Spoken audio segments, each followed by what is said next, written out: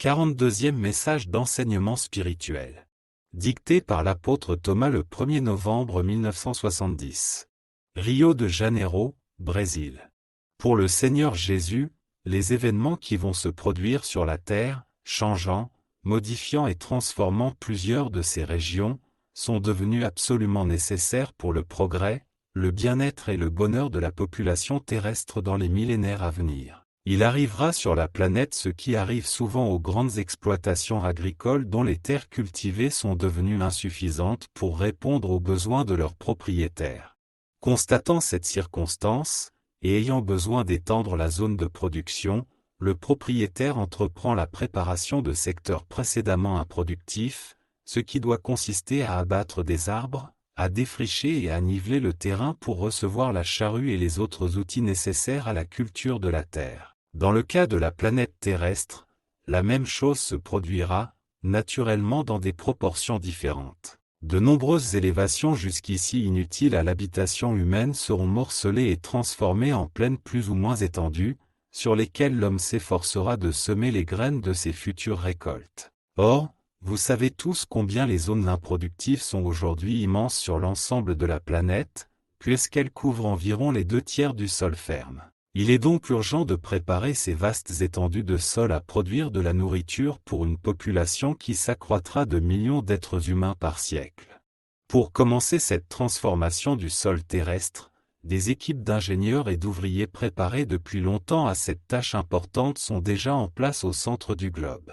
Le procédé utilisé pour atteindre la surface aux endroits prédéterminés sera la détonation de charges magnétiques dont les effets seront dirigés vers les points choisis de la surface et dont les explosions pourraient donner l'impression de tremblements de terre. En fait, c'est le processus utilisé dans tous les phénomènes telluriques que vous appelez tremblements de terre, lorsque les forces supérieures ont besoin de les opérer. Il existe un autre processus tellurique qui produit également le bruit et les effets d'un tremblement de terre, qui échappe au contrôle des forces supérieures et qui se produit principalement dans les régions de l'Est. Dans ces cas, il s'agit de l'explosion naturelle du volume de gaz produit par la combustion volcanique, dont l'expansion provoque de temps à autre l'ébranlement de la surface telle que vous la connaissez. Dans ces cas, les forces supérieures n'interviennent pas, si ce n'est pour recueillir et emmener dans l'espace les âmes qui se désincarnent à la suite de ces événements. Ceux d'entre vous, chers lecteurs,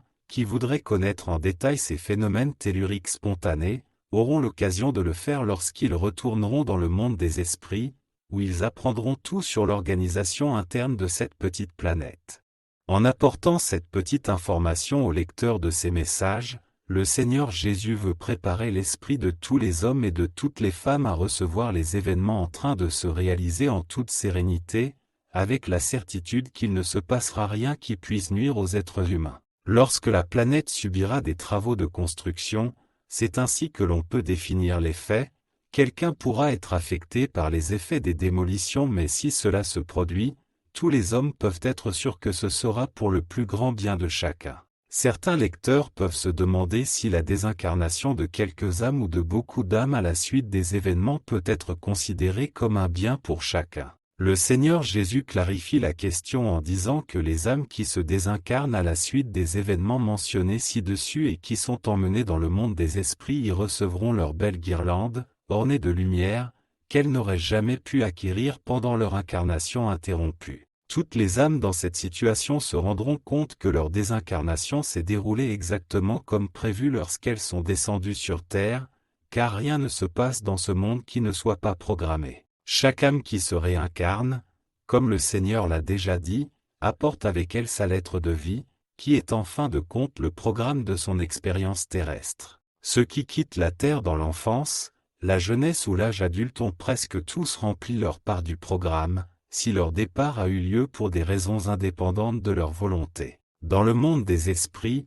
toutes ces âmes sont la preuve de ce que le Seigneur Jésus a dit, pour la plus grande clarté de tous les lecteurs. On peut en conclure que pour les forces supérieures qui supervisent la vie planétaire de toutes les créatures, il n'y a pas de surprise ni d'événements imprévus, puisque toute la vie terrestre a été établie au préalable. Ensuite, le Seigneur Jésus veut inclure dans ce message une autre clarification de la plus grande valeur pour toutes les âmes incarnées, qui est la suivante. Le Seigneur Jésus veut clarifier à la lumière de la spiritualité ce qui se réfère à l'expérience des âmes moins fortunées, dont beaucoup doivent recourir à la charité publique pour maintenir la vie du corps. Le Seigneur veut préciser qu'aucune âme ne descend sur terre pour vivre dans de telles conditions.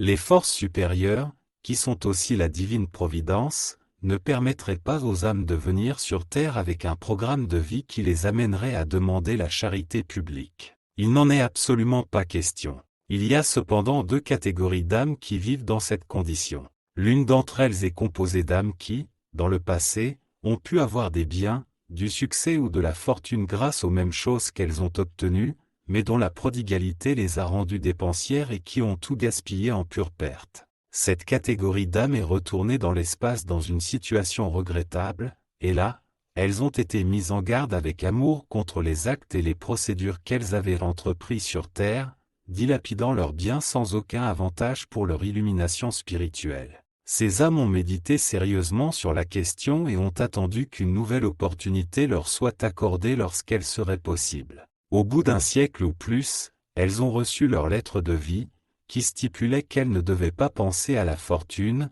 à la richesse ou même à l'aisance, car elles étaient destinées à une vie de labeur et de privation grave. On leur laissa un temps raisonnable pour se décider, et beaucoup d'entre elles, ne pensant qu'à une nouvelle occasion de vivre sur la terre, acceptèrent la lettre de vie telle qu'elle avait été rédigée et partirent pour leur nouvelle incarnation, armées de l'intention de se conduire d'une manière plus correcte qui leur permettrait de vivre pauvrement mais décemment. C'est ce que font la plupart des âmes de cette catégorie, et elles sont si soucieuses de répondre aux attentes des forces supérieures que, tout en vivant pauvrement, elles donnent l'impression du confort et d'une certaine prospérité. Ce sont des âmes victorieuses qui se rachètent des fautes du passé.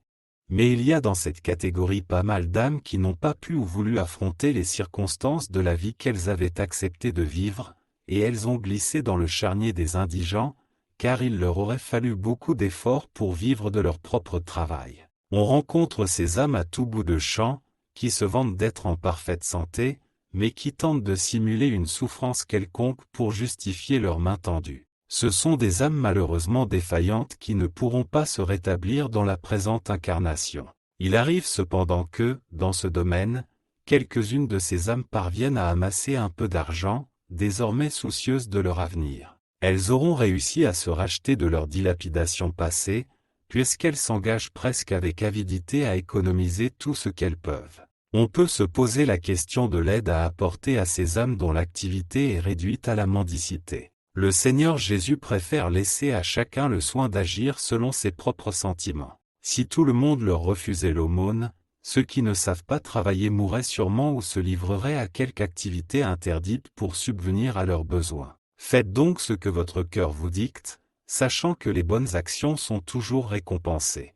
Le Seigneur Jésus mentionnera enfin la catégorie des âmes indigentes qui vivent habituellement de la charité publique. Cette catégorie d'âmes est composée d'âmes absolument primaires, sans culture, ni expérience passée, qui ont encore un petit nombre d'incarnations sur terre. Ces âmes sont accompagnées de leurs guides spirituels et de leurs protecteurs qui s'efforcent de leur montrer la meilleure façon d'obtenir de quoi subvenir à leurs besoins et à ceux de leurs proches. Des millions de ces âmes vivent ici en situation régulière, faisant bien leur travail de salariés ou de petits artisans, gagnant suffisamment d'argent par leur travail. Ces âmes, qui font leurs preuves, subissent certains revers qui les inquiètent beaucoup, mais grâce à leur foi plus ou moins grande dans la divinité, elles parviennent à se rétablir et à se stabiliser à nouveau. Lorsqu'elles retourneront dans le monde des esprits, elles recevront également la récompense de l'illumination, qu'elles ont gagnée au prix de leur lutte et de leur souffrance. Cependant, un bon nombre de ces âmes sont encore privées de la capacité de raisonner, et c'est pourquoi elles tombent facilement dans le désespoir, et il est nécessaire de les aider à persévérer dans leur existence physique.